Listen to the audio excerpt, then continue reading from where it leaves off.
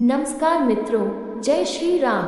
कभी कभी कोई इंसान हमारी जिंदगी में इस तरह आता है जैसे वो हमें अधूरी कहानी से बचाने आया हो, जैसे वो भगवान का भेजा हुआ कोई फरिश्ता हो। लेकिन वक्त बीतता है और अचानक हमें एहसास होता है कि वो तो हमें तोड़ने, बिखेरने और हमारे अपनों को हमसे छीनने आया था। ये कहानी है एक परिवार की और उस अजनबी की जो अनाथ बनकर आया, पर उसका इरादा दूसरों का घर उजाड़ना था।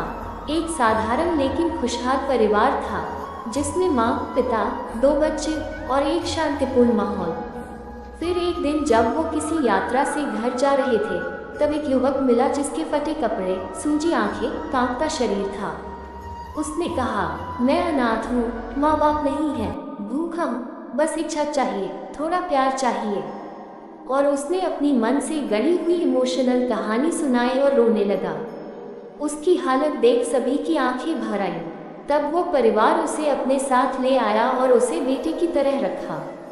उस परिवार की माँ ने उसे खाना दिया, पिता ने उसे नौकरी दिलाने की बात की और उनके बेटों ने उसे दोस्त मान लिया, बल्कि भाई से भी बढ़कर माना। धीरे धीरे उस युवक का अपनापन बढ़ता गया। वो हर बात में सलाह देने लगा, हर समस्या का समाधान बताने लगा और फिर धीरे धीरे उसने जहर घोलना शुरू किया। तुम्हारे माता पिता तुम्हें समझते ही नहीं, ये घर वालों को बस अपना मतलब चाहिए। तुम कुछ करो तो तुम्हें रोका जाता है और मैं हूँ जो तुम्हें समझता हूँ। धीरे धीरे उस घर का बेटा ही अपने ही परिवार को शक की निगाह से देखने लगा। जहाँ पहले माँ की बात में ममता थी, अब उसमें शक नजर आने लगा था।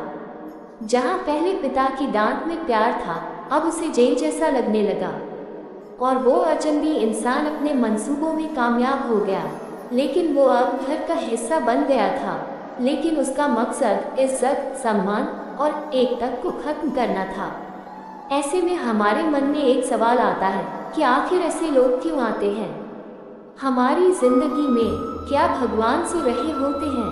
क्या ये हमारे भलेपन की सजा होती है? नहीं, ये हमारी परीक्षा होती है। और कभी कभी ये हमारे पिछले कर्मों का उत्तर भी, पिछले जन्मों का कर्म अधूरे हिसाब को पूरा करने, जिससे हमने कभी किसी और का विश्वास तोड़ा था, आज वही विश्वास की परीक्षा बनकर आता है।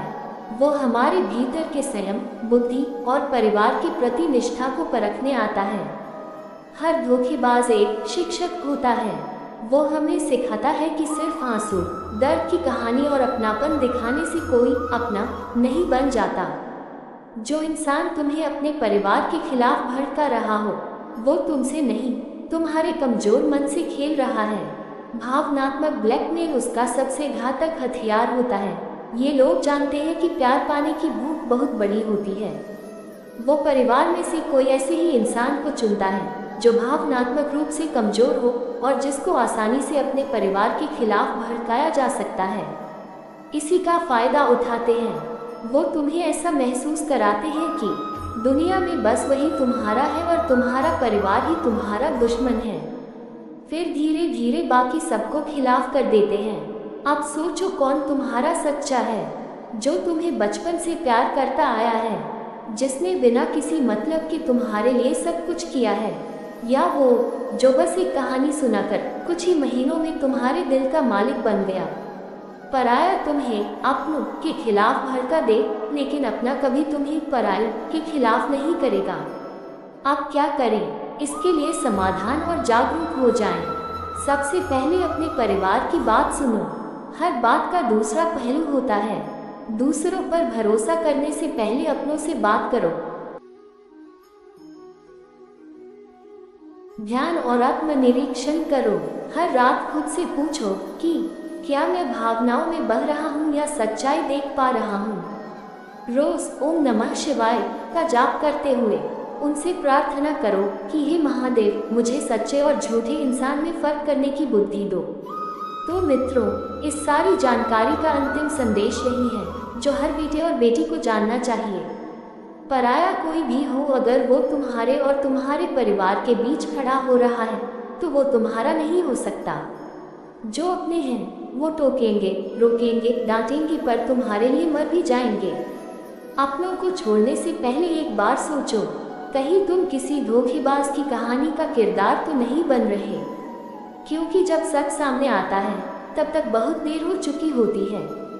इसलिए मित्रों, अपना परिवार के साथ रहो, सुरक्षित रहो, क्योंकि पराया चिकनी चुपड़ी बातें तो कर सकता है, लेकिन तुम्हारे लिए दुख दर्द जो अब तक तुम्हारे परिवार ने झेला है उसको नज़रअंदाज मत करना।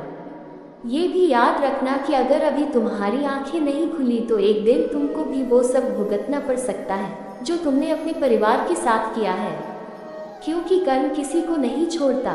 मित्रों, जानकारी अच्छी लगी हो तो वीडियो को लाइक, शेयर और कमेंट में अपने परिवार के लिए 2 लाइन जरूर लिखिएगा और हमारे चैनल को सब्सक्राइब करना मत भूलिएगा।